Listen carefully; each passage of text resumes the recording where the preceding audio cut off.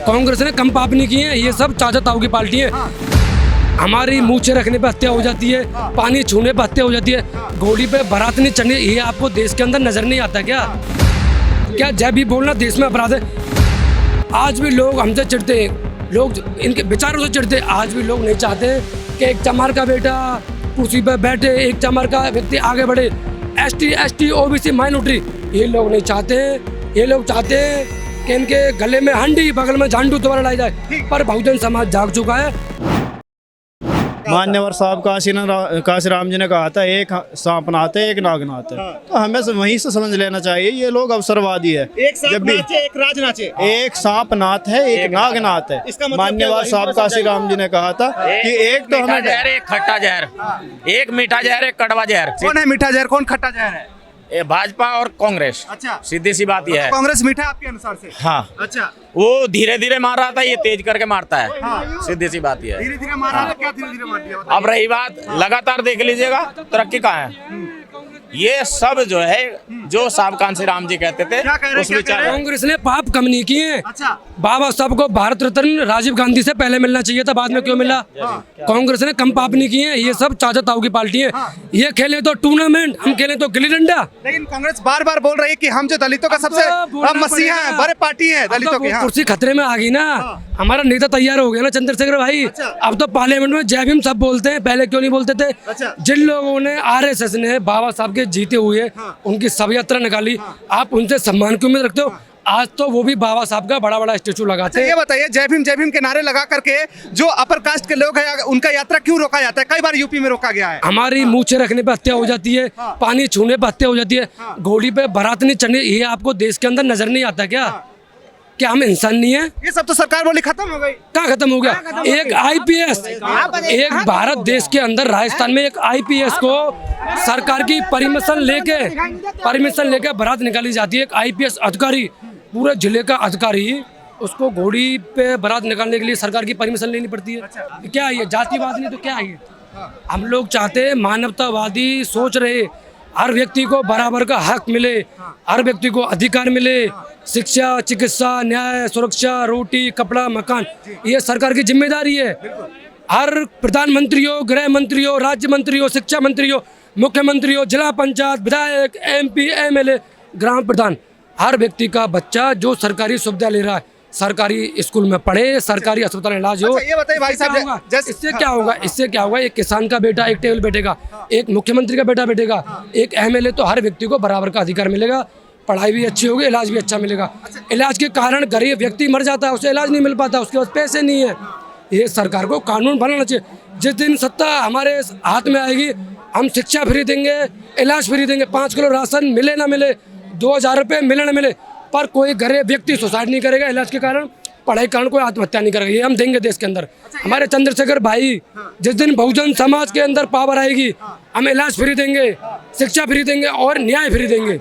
5 kilo ration देना दें, 2000 रुपये देना दें, पर हर व्यक्ति को इलाज, चाहे वो किसी भी जाति का हो, चाहे वो किसी भी धर्म का हो, हर व्यक्ति को इलाज फ्री मिलेगा, हर व्यक्ति को शिक्षा फ्री मिलेगी। ठीक है, ठीक है। आप ये बताइए, ग्रामीण स्तर पे अभी भी देखा जा रहा है कि सरकारी स्कूल में एक साथ नहीं बैठते हैं लोग। अभी पूरे देश के अंदर 65 लाख बच्चों ने पढ़ाई छोड़ी है। आज भी तुम जानते नहीं हो, आज भी ऐसा है, आप कवर करा करो, ऐसा है। आप देश के अंदर, हमारा रोहित वेमुला हैदराबाद यूनिवर्सिटी का टॉपर था, उसकी स्कॉलरशिप बंद कर दी गई। उसे जाति के नाम पे सिर्फ किस लिए, वो सिर्फ जय भीम बोलता था। क्या जय भीम बोलना देश में अपराध है? जिस व्यक्ति ने भारत का संविधान लिखा हो, आज भी पूरी दुनिया में सिंबल ऑफ नॉलेज, पूरी दुनिया में सबसे पढ़े लिखे व्यक्ति बाबा साहब, जिनकी मूर्तियां तोड़ी जाती, किसी महापुरुष की मूर्तियां क्यों नहीं तोड़ी जाती? हमारे महापुरुषों का अपमान क्यों होता है? ये जातिवाद नहीं है क्या? आज भी लोग हमसे चिढ़ते हैं, लोग इनके विचारों से चिढ़ते हैं। आज भी लोग नहीं चाहते कि एक चमार का बेटा कुर्सी पर बैठे, एक चमार का व्यक्ति आगे बढ़े। एसटी ओबीसी माइनॉरिटी ये लोग नहीं चाहते। ये लोग चाहते हैं कि इनके गले में हंडी बगल में झांडू दोबारा लाई जाए, पर बहुजन समाज जाग चुका है। हम भीमा कोरेगांव दोहरा दिया जाएगा। अगर हमारे अधिकारों को छीनने का काम किया जाएगा तो हम कलम का मौका मिला तो भारत का संविधान लिख दिया, और तलवार का मौका मिला तो हमने भीमा कोरेगांव लिख दिया। हम उधम सिंह के वंशज हैं, जलन डार को लंदन में जाके मारा था, हम उसके वंशज हैं उधम सिंह के। जय भीम। क्या लगता है ये कानून लागू हो जाएगी, मतलब ये प्रोटेस्ट के अरे, बाद? किसी की औकात नहीं है जो रोक के दिखा दे। बाबा साहब के बच्चे देश के अंदर जिंदा हैं। तो स्टे लग गई ना, अब कह रहे हैं औकात नहीं स्टे, अगर औकात नहीं होती तो स्टे नहीं लगी। लागू हम सड़कें जाम कर देंगे, चक्का जाम कर देंगे। 2018 में ST को खत्म करने की साजिश की थी सरकार ने, एक दिन में सरकार घुटनों पे आ गई थी। ये सरकार चाहती है कि ST OBC आंदोलन करे, सड़कों पर रहे, इन पर लाठियाँ बरसाओ, डंडे बरसाओ, इनको जेल में भेजो। जब प्रधानमंत्री जी को सरेआम गाली दी जाती है, तेली कहा जाता है, उन लोगों के खिलाफ एक्शन नहीं होता है। अगर हम शांतिपूर्वक आंदोलन करेंगे, हमारे भाइयों को, हमारी बहनों को, हमारे बुजुर्गों को जेल में डाला जाता है ताकि ये समाज डर के चुप के करे। अब समाज डरने वाला नहीं है, हमारा नेता तैयार हो गया। आपने शांतिपूर्वक बोला, मैं बहुत लोगों को देखा है कि बहुत लोग बोल रहे हैं कि इसमें दारू वारू पी करके आए हैं। ये गोदी मीडिया को दारू नजर आती है, गोदी मीडिया को तलवारें नजर नहीं। हमें गोदी मीडिया मत बोलिए। आपके लिए कह रहा हूँ, बंदूकें लहराई जाती है, तलवारें बांटी जाती है, गोदी मीडिया को वो नजर नहीं आता। ये मीडिया चाहता है कि बहुजन समाज के आंदोलन को खराब किया जाए और चलाया जाए। अच्छा, जब तलवारें लहराई जाती है, हमारे रामजी लाल सुमन संसद जी हैं आगरा से, समाजवादी पार्टी से, उन पे हमला किया जाता है, बंदूकें लहराई जाती है, तलवारें लहराई जाती है। ये मीडिया क्यों नहीं दिखाता है? किसी मीडिया ने दिखाया क्या? ये देश हमारा नहीं है क्या? हम देश के भारतीय नहीं, हम अंतम और प्रथम भारतीय हैं। बाबा साहब ने कहा जब देश हित की तरफ बात होगी तो मैं देश के लिए खड़ा हूँ। अच्छा ये बताए, कुछ दिन पहले तक लोग बोल रहे थे कि हिंदू राष्ट्र बनाना, सब हिंदू है, अब आपस में आप बटे पड़े हैं, नहीं, सब क्या होगा बताइए? कौन कह रहा था हिंदू है? कौन कह? अब अगर तुम सब हिंदू हैं, तुम्हारे भाइयों को अधिकार मिल रहा है तो तुम्हारी जलन क्यों, तुम्हें मिर्ची क्यों लग रही है? ये लोग चाहते हैं कि जाति के नाम पे शोषण हो, इनका अधिकार छीना जाए, इनकी सीटों पे हम कब्जा करें। बैकलॉग पूरा क्यों नहीं हो रहा है? जो सीटें खाली हैं उनको पूरा करो ना। 69,000 बच्चे हमारे आंदोलन कर रहे थे, सुप्रीम कोर्ट सोया हुआ था, बहरा हो गया था, गूंगा हो गया था। 13 महीने किसानों का आंदोलन चला, हमारे 700 किसान शहीद हो गए, सुप्रीम कोर्ट बहरा हो गया था। क्या उसकी आंखें नहीं है क्या? UGC कानून पर रोक लगा दी, कोई केस नहीं हुआ, FIR कैसा रोक लगा दी? ये मीडिया दलाल मीडिया है, मनुवादी मीडिया, गोदी मीडिया। ये सिर्फ चाहता है, इसको पैसे मिलते हैं तलवे चाटने के। हम चाहते हैं कि तुम TRP हमारी वजह से बढ़ा रहे हो। जिस दिन हमने देखना बंद कर दिया ना, तुम जीरो पे आ जाओगे। थोड़ा सा आप बताएंगे, जिसको आप बोल रहे हैं कि मनुवादी मीडिया और गोदी मीडिया, कौन सा है? कौन मीडिया है? आंदोलन खराब कर रहा, कह रहा दारू पी के आए। कौन कौन है? कोई व्यक्ति अपना काम छोड़ के आया है, कैसे कैसे पैसे जुड़ा के आया, कोई बच्चों को छोड़ के आया है। हमारे लोग शहीद भी हो जाते हैं, पर ये मीडिया दिखाना चाहता है कि ये लोग बाहियात हैं।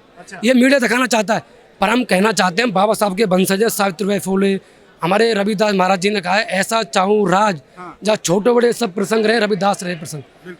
हम चाहते हैं देश के अंदर जाति व्यवस्था खत्म हो, मानव एक समान रहो। जाति जानवरों में होती है, जब तक जाति व्यवस्था खत्म नहीं होती हम अपनी जाति पर गर्व करते हैं। द ग्रेट चमार, अपनी जाति पर गर्व करो। हम सबसे बड़े चमार, चमड़ा उतारना भी जानते हैं, चमड़े का जूता बनाना भी जानते हैं, और वक्त आने पर जो हमारे अधिकारों को छीनेगा उसके सर पे मारना भी जानते हैं। लेकिन अभी आपने एक बहुत बड़ा क्वेश्चन खड़ा कर दिया कि हम जो है चमड़ा उतारना जानते हैं और ये चमड़ा लगाना भी जानते हैं और अपना अधिकार छीनना भी जानते हैं ना। तो आपका अधिकार जो है ना मुस्लिम समुदाय के लोग छीनते जा रहे हैं, आप उनसे छीन नहीं रहे हैं। मुसलमान हमारा विरोध नहीं कर रहा है। जितना भी कारोबार था सारा मुस्लिम, वो कारोबार करेगा, हर व्यक्ति करो। तो भाई आप क्यों नहीं कर रहे हैं? आप क्यों नहीं कर रहे हैं? लड़ाई अधिकारों की, जो हमारे अधिकार को छीनेगा, जो भारतीय संविधान ने हमें अधिकार दिए। मुसलमान पे सबसे ज्यादा शोषण हो रहा है देश के अंदर, मुसलमान का घर तोड़ा जा रहा है, जबकि सुप्रीम कोर्ट में ये तय नहीं हुआ है कि ये शोषित है, घर पहले तोड़ दिया, उसे कानून ने बरी कर दिया।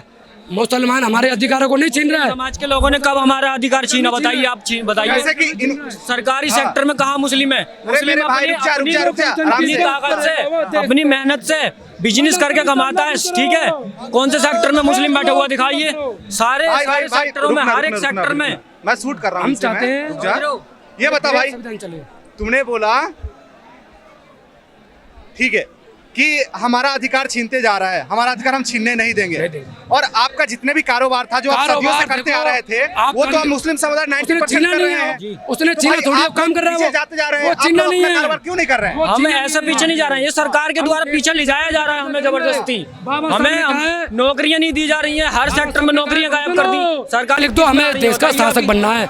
बाबा साहब का नारा था, बहुजनों अपने घर की दीवारों पर लिख दो, हमें देश का शासक बनना है। तो लोगों ने कहा हमारे पास तो घर ही नहीं है। तो बाबा साहब ने कहा मैंने तुम्हें अधिकार दिया, संविधान तैयार कर दिया, अपना अधिकार छीन कर लो। आप बताइए, अभी ST/SC एक्ट है, IPC एक्ट है, आप UGC एक्ट की मांग कर रहे थे। जब इतने सारे आपको प्रोटेक्ट करने के लिए एक्ट बनाए गए हैं, तो फिर आप लोग खुद के बल पे पढ़ करके आरक्षण के थ्रू भी क्यों नहीं आगे आ रहे हैं, जो सरकार ही बार बार सरकार की दोषी दे रही है? ये एक्ट कोई ऐसा नहीं है कि फालतू में लाया जा रहा है, ये लाना चाहिए।